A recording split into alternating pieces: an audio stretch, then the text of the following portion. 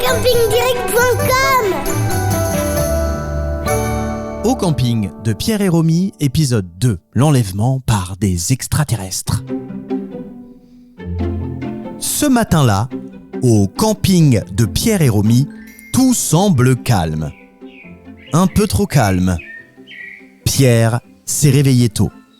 Il est assis à l'ombre d'un arbre à côté de sa tante, carte en main, étudiant les différentes constellations et leur histoire. C'est sa passion. Romy, sa petite sœur, joue avec Biscuit, le chien de la famille. Les deux partent en concours de saut, plus ou moins périlleux, très périlleux pour Romy.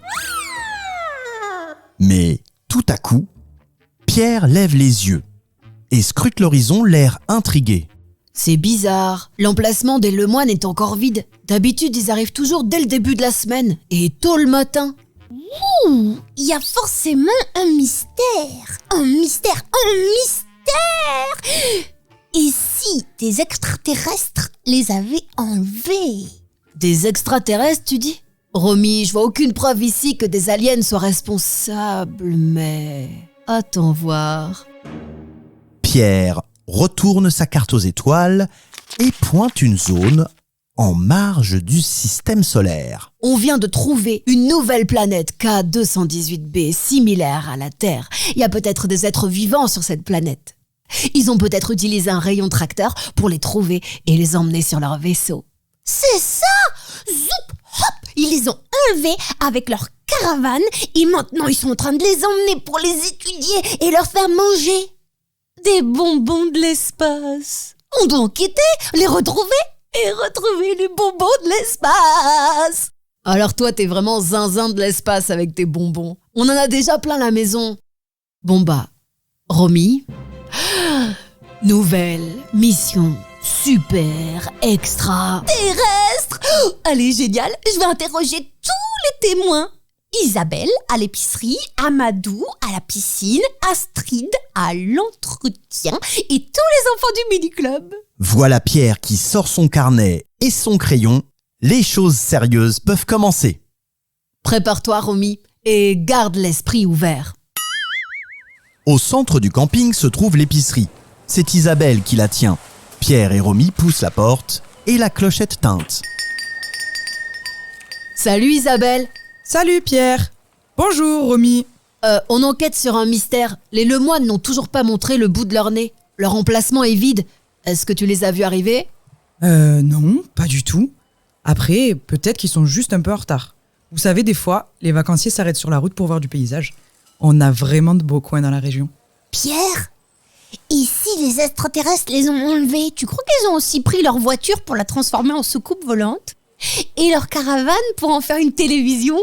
Pierre ne peut s'empêcher de sourire en regardant sa sœur avec affection. Isabelle, t'as rien vu de bizarre ? Aucun signal étrange comme des lumières dans le ciel ou des bruits de vaisseaux spatiaux ?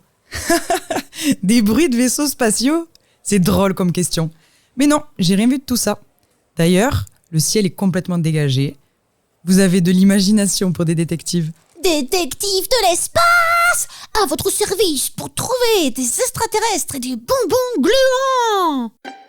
Pierre remercie Isabelle, sort de l'épicerie et entraîne Romy près de la piscine.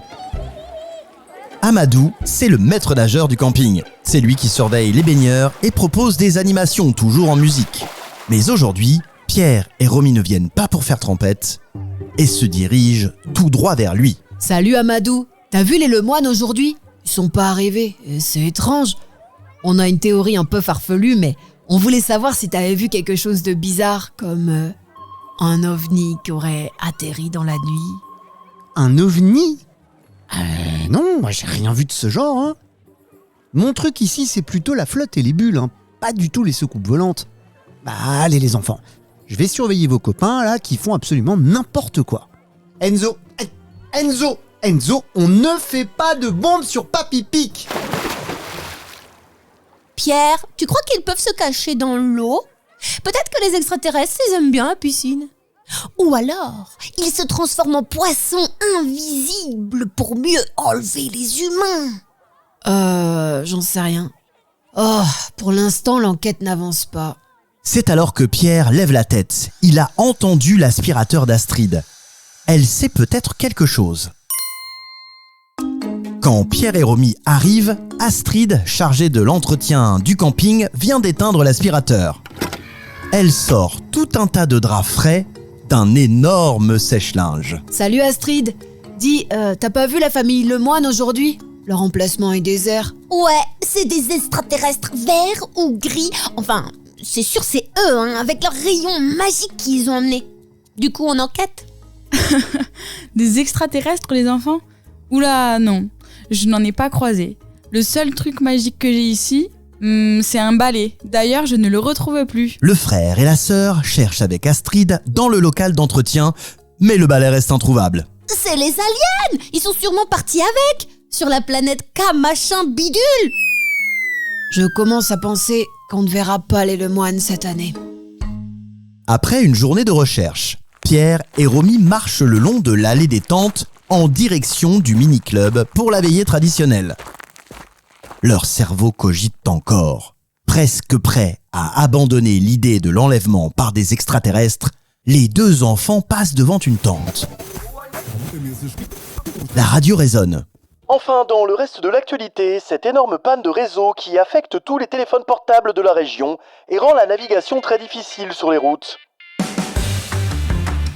C'est alors que Pierre aperçoit une caravane qui arrive, doucement mais sûrement. Oh, regarde Romy, ce sont les Lemoine. Finalement, c'était pas les extraterrestres. Isabelle avait raison, ils ont dû faire un détour.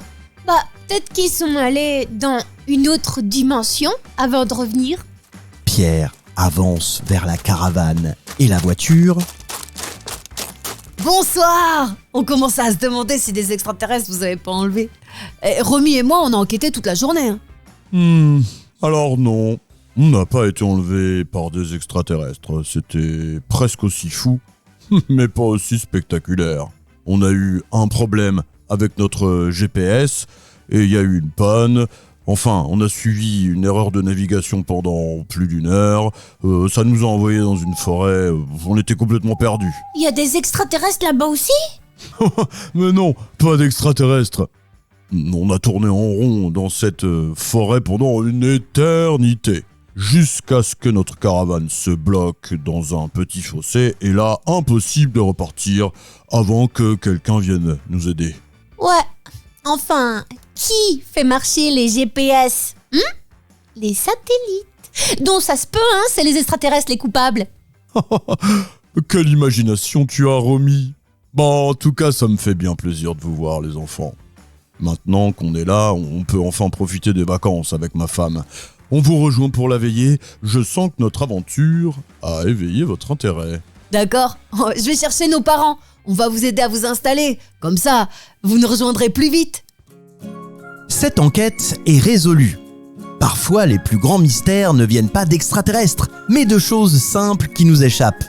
Un GPS qui devient fou, et c'est une aventure inoubliable pour Pierre et Romy.